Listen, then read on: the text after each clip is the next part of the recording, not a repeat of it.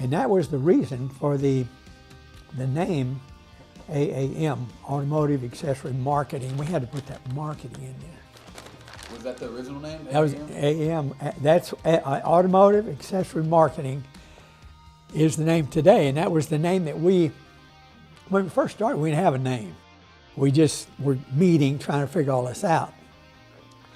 And it probably took us a year or so to establish a name, and that's what it was.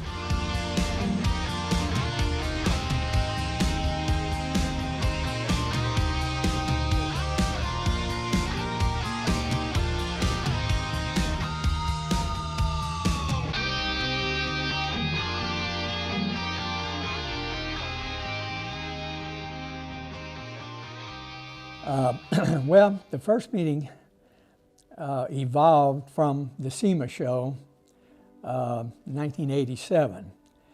I had walked the show for 3 days and met with many vendors and talked to everybody. And it looked like to me that Summit and Jegs had a head start on everybody with their mail order businesses, and they were going to control the industry if we didn't do something about it.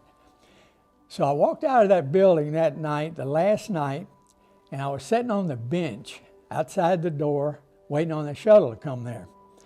And a guy named Travis Parker was a rep for Mr. Gasket at that time, walked over and sat down next to me. And I told Travis, Travis, I think we need to start a buying group or something to compete with these mail order houses that are taking over our industry.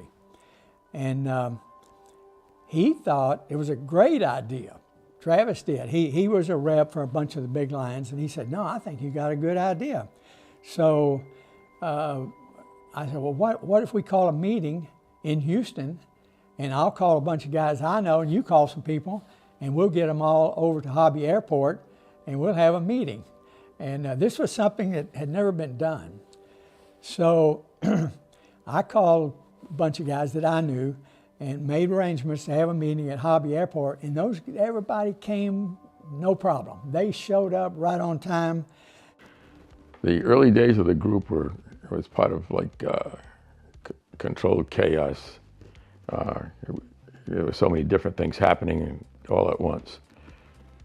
The group established itself at a PWA meeting. The group was really getting into its stride, and we had these flyers that were created that helped our jobbers sell more product, and we would obviously sell more and help the manufacturers go right down the line. In their early years, AAM was made up of the larger performance and truck WDs throughout the United States and Canada. We had a tremendous amount of volume in our group, which was, we were major players for the manufacturers of the lines that we carried and sold. I think HG did a remarkable job of building the group. He was a friend of mine, but he did a remarkable job putting this group together, creating cohesion, building the foundation of the group. And I think he wouldn't admit it himself, but HG did some things that were really innovative. We created a program where we imported some products that we manufactured to our own design. He saw some technologies like EDI and central payables.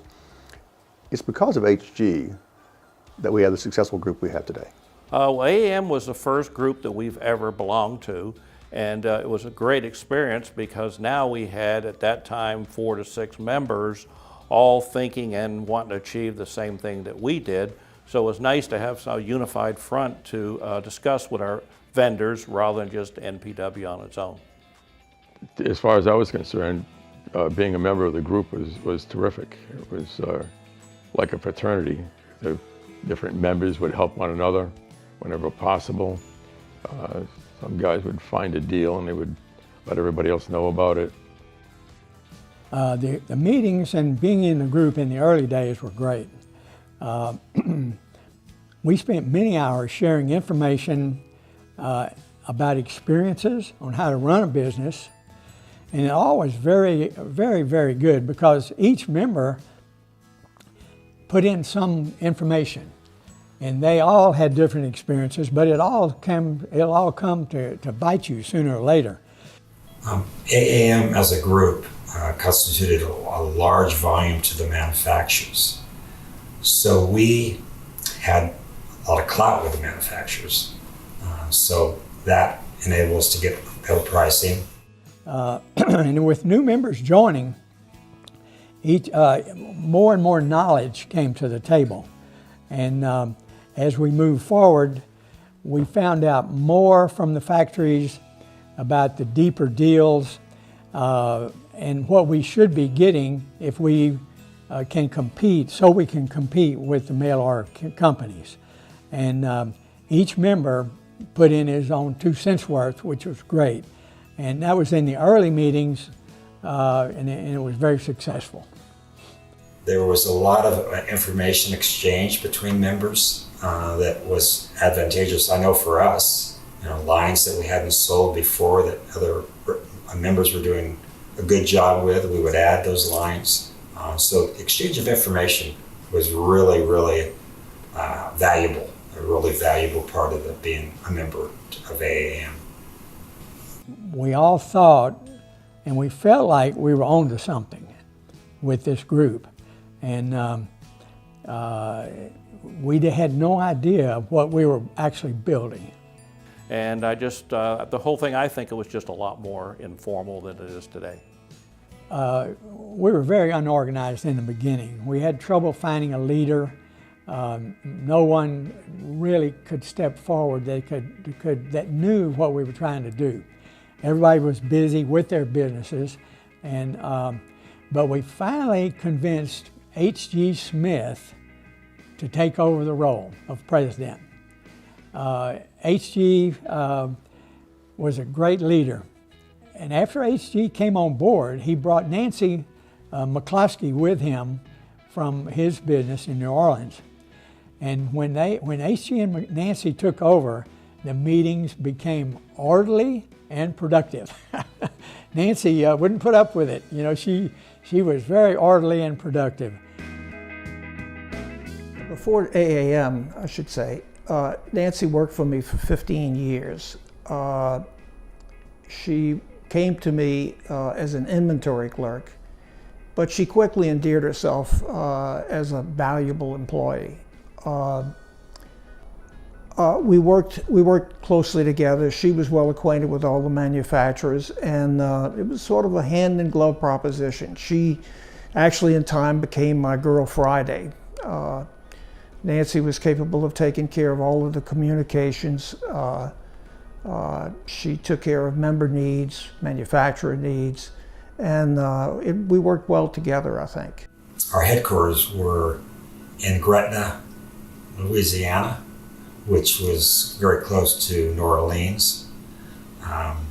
H.G. Smith was our director, and what he would do is he would schedule meetings with our manufacturers or new manufacturers to present us programs.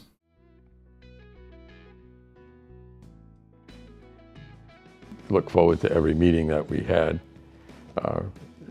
figuring that there's going to be some opportunities. I just didn't know what they were all the time until they were unveiled during the meetings.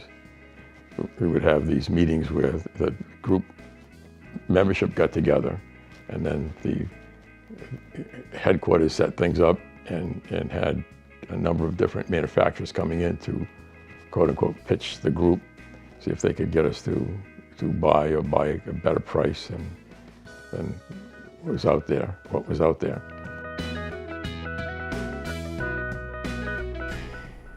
We grew because the members had united in their common needs. These were needs that were pretty critical for their future. So we started forming committees, were established to look into different things we were trying to accomplish. And this led to great things. The guys would go out and bring back what they found out and discuss it with the group, and it did wonders for the whole deal. They came together and we'd held several meetings and decided to draft some rules, and I'd say rules of order. And the WDs held to it pretty. As a matter of fact, they policed themselves with it, and so it worked very well, and it made for a situation where the group could grow. But the group was growing so fast, and there were new faces at every meeting. I mean, it was like guys from California were coming in, guys from New York were coming in, and they were all bringing new ideas to the table, which was great because a lot of these guys had been in business longer than we had, and they were old school warehouse distributors that knew the ropes, and bringing them into the group was amazing. I mean, it really, and they fit right in. It was unbelievable. Well, from the auto parts group, I knew the value of groups, and I looked at AAM and I saw the strength of its members. I saw H.G. Smith as the leader, and to me it was easy. That's the group I needed to join. A couple of the challenges that we faced that were difficult were some of the members' payables habits were such that the manufacturers would look to me to try to resolve problems that they had with the group, with those members, I should say, in the group. That was always difficult for me because it really did involve more of their personal relationship with the manufacturer rather than the group. And then the other issue we had back then, which was a lot harder to resolve than today, is pricing. Back in those days, we didn't have Excel and tools that are easy to look at a price change and see what went up and what went down so that you can maybe make some adjustments with the vendor. Mr. Gasket was very supportive.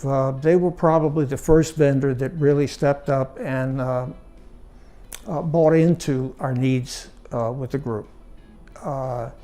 So they were very supportive. They stepped up with both advertising monies and promotional discounts, and they were very, very helpful.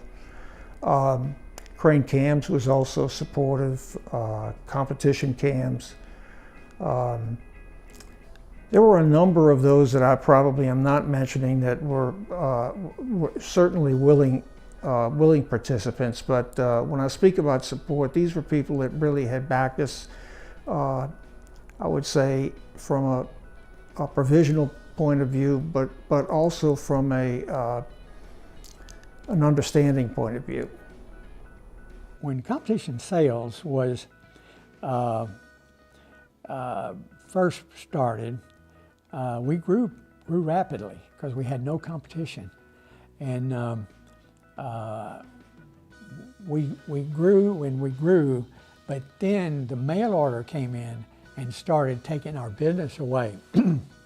This was basically my reason for wanting to start this buying group, was to be able to maintain our volume and stay where we were and increase as time goes by. It's an amazing thing what has happened with this buying group over the years, no doubt about it. Well, I have been on record for saying if it weren't for AAM Parts Pro, then we probably would, the smaller WDs would just go away, be absorbed, just because you couldn't be competitive with prices and things of that nature. To me, being at an AAM meeting was almost like getting a college degree in the aftermarket. I came from the auto parts world, and one of the things about those meetings were the opportunity to watch all these diverse skills and perspectives in the room. There were some people like John Simmons from Seco, Eldon Larson from Motorville that were just fantastic merchandisers and negotiators. And then Bob McJanet was a guy that I miss. He was a marketing genius, really got the vibe of the industry and influenced me a lot to this day. Competition Sales has been in business 57 years now, and it's still going strong. And I think that AAM, for the last 35 years, has been a huge asset to help me compete with the mail order companies and other competition around the company. I was very privileged to be involved with AAM Parts Pro and to help build my business and build my customers, help my customers build their businesses. And we used several different methods, way back when. AAM benefited our business obviously from the pricing advantage, but the other side of it was the marketing. It developed some tools that were very valuable for us that our competition didn't have, like the Parts Pro catalog, the flyer program. All of those marketing tools definitely helped us lock in our customers. Well, the first thing about the group is it's tremendously grown, and I seem to recall originally there was probably 4 to 6 members. Today we have over 20 members. But in the technology is where I really feel that AAM has grown over the years.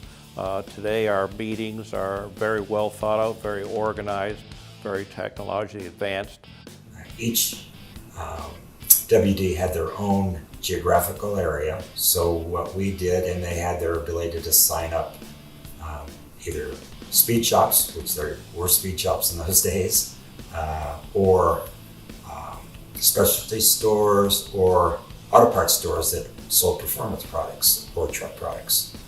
So we devised a program, our Parts Pro affiliate program, where we would sign up these parts stores, speed shops, accessory stores, and give them an area and then put them on the flyer program. It would cost a minimal amount we would charge them, but then they had the option they would have the ability to earn it back in purchases. So that would kind of lock them into us as a supplier. Also, trading information and purchasing from AAM and other members, other AAM members, is a benefit to the entire group. It keeps the money in our group and not outside, which I think should be done more and more and more where we can. Also the camaraderie of the group. There's a lot more folks to talk to. There's performance members or truck accessory members. So we have good camaraderie with the group today. Not that we didn't in the beginning, but it's just that obviously the group has expanded into more than just than performance parts. And recently we added the EPG group, which now means that we're involved in engine parts with the group too. Another thing about being an AAM member, when we go to industry events around the country, whether it's a SEMA show or PWA or whatever, just wearing the AAM shirt has helped competition sales immensely. I mean, when you walk up to a booth, if you have that shirt on, they talk to you. And that means a lot. And I really appreciate it. The Parts Pro name was added sometime later to give the jobbers, jobbers are a small store that you're selling to, give them a name. If they're affiliated with AAM, they could be called a Parts Pro jobber. And a lot of times they'd go in and set up a wall with a bunch of parts on it and put Parts Pro above that.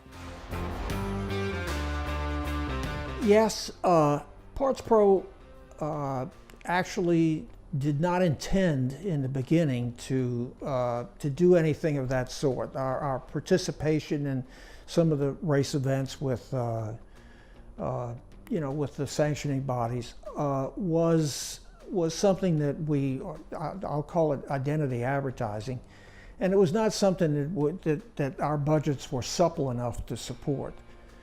However, I did have an instance where one of our members came to me and asked if we might want to consider it, that he had been contacted by a fellow named Laird Gann. Laird was a marketing guy for R.J. Reynolds and had a lot of experience with that, and he felt that he could make it work for us.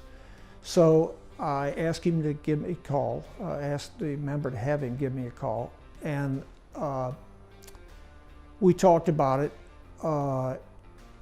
He said that they would like to have us as a title sponsor for an event, which was at a new racetrack, and that they would meet us in any way that we felt we could, if we could do it. So we decided to do it, and in all John Simmons, we produced tabloids tailored for his stores. We produced signage for IHRA and co-opted the manual effort to get the information out about the race, and spent about $2,500 of Parts Pro money to get things started. And it worked very well.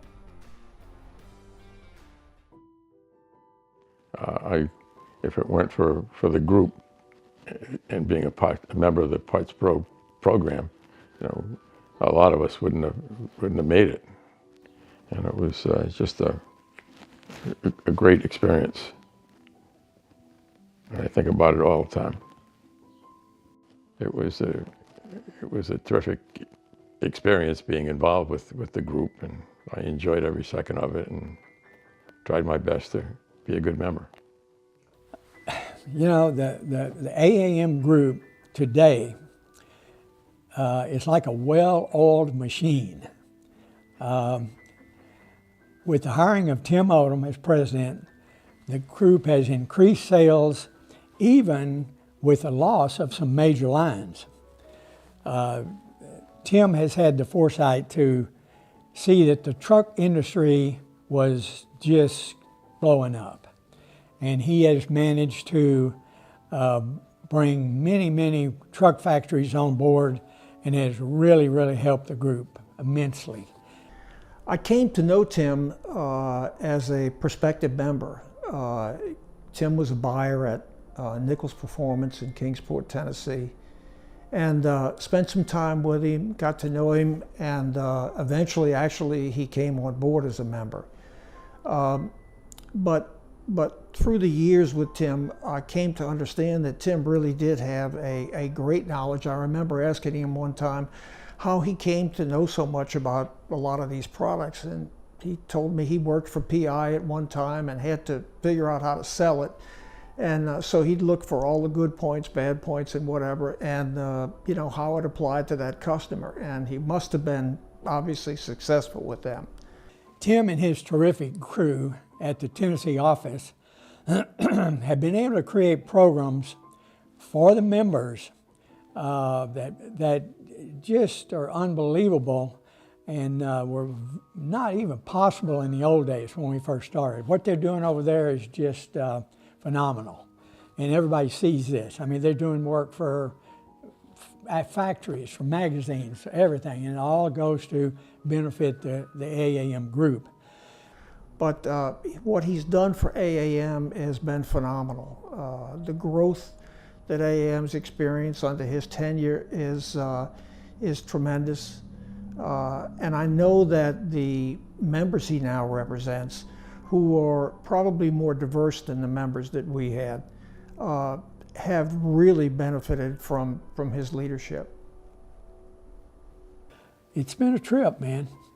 35 years. I've been there every day of it, the whole way through. So one way or the other, we've had a blast. It's been a good trip, and a lot of benefits for a lot of people. It's amazing.